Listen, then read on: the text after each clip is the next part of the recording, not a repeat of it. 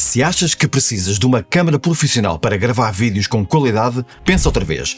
Hoje vou-te mostrar como podes configurar o teu iPhone para gravar vídeos com qualidade de estúdio. Seja para YouTube, redes sociais ou para algo mais elaborado, estas dicas que te vou dar vão transformar para melhor os teus vídeos.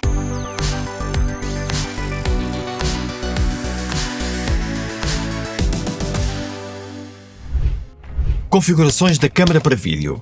Vamos começar pelos settings da câmara, porque se tu fores como eu, gostas de tirar o máximo do teu iPhone e há alguns ajustes que vão fazer toda a diferença. Resolução e FPS. Primeiro, define a resolução e o FPS, que é os frames por segundo. Eu recomendo gravares em 4K a 25 frames ou 24 para teres aquele toque mais cinematográfico. É que as últimas atualizações da Apple permitem desativar esta opção, o que é fantástico. Mas se preferires algo mais fluido, podes optar por 4K a 50 frames.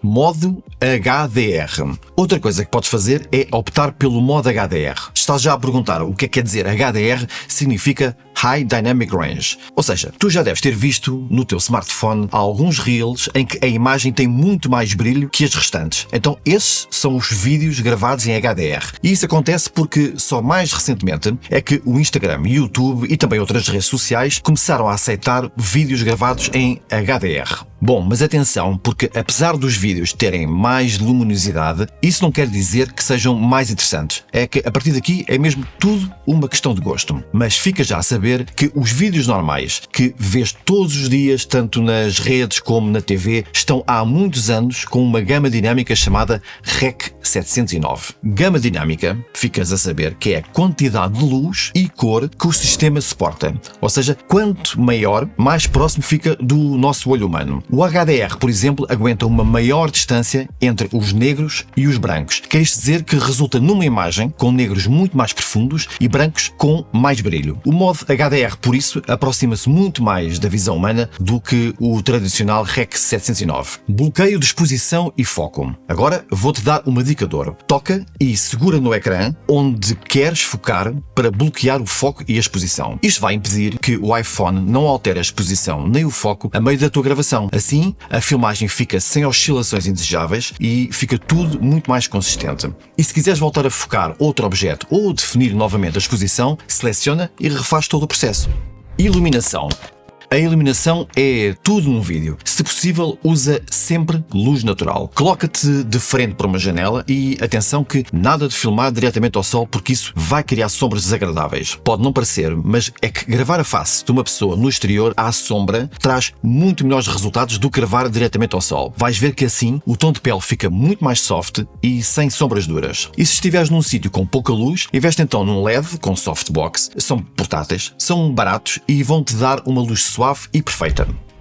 Estabilização de imagem. Sabias que um simples tripé vai logo dar um ar muito mais profissional aos teus vídeos? Podes usar um simples, assim como este que tenho aqui, apropriado para telefones, porque afinal ninguém gosta de vídeos tremidos. E um tripé vai-te dar a oportunidade de colocar o teu iPhone em qualquer lugar que precises e rodar o teu iPhone na direção que queres gravar, quer estejas em modo paisagem ou em modo retrato.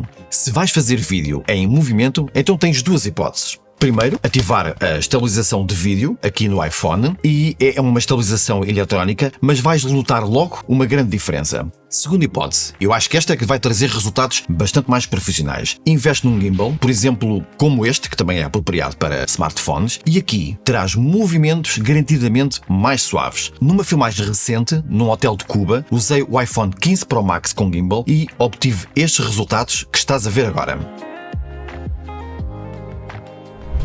Áudio. O som é tão importante quanto a imagem. Alguém dizia até que 50% de um vídeo é som. O microfone do iPhone é decente e agora no iPhone 16, com a ajuda do AI, está de facto bastante melhor. Mas se quiseres subir de nível, tens de usar um microfone externo. Eu pessoalmente gosto muito dos lapelas, por exemplo, este aqui.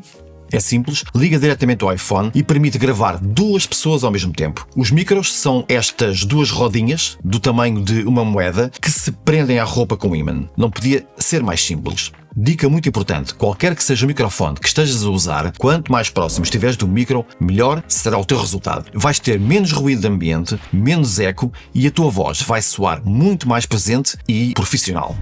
Composição e enquadramento. Vamos falar agora de composição de imagem. E uma dica bastante clássica é a chamada regra dos terços. Vais ao iPhone, ativas as linhas de grelha nas configurações e posiciona o teu assunto do vídeo numa dessas linhas. Vais ver toda a diferença. É, de facto, a regra mais básica de enquadramento, mas funciona sempre muito bem. E outra coisa muito importante é manteres o horizonte nivelado. Não há nada mais irritante e mais chato do que ver vídeos tortos. Aplicações e edição no iPhone. É agora que a magia acontece. É na fase da edição. Aplicações como o CapCut, o iMovie ou o InShot são fantásticos para editar diretamente aqui no iPhone. Dá para cortar, adicionar música, transições e até fazer color grading. Se quiseres algo mais avançado, podes exportar o vídeo para dentro do teu computador e usar softwares como o DaVinci Resolve, o Final Cut, o Adobe Premiere ou qualquer outro que estejas habituado.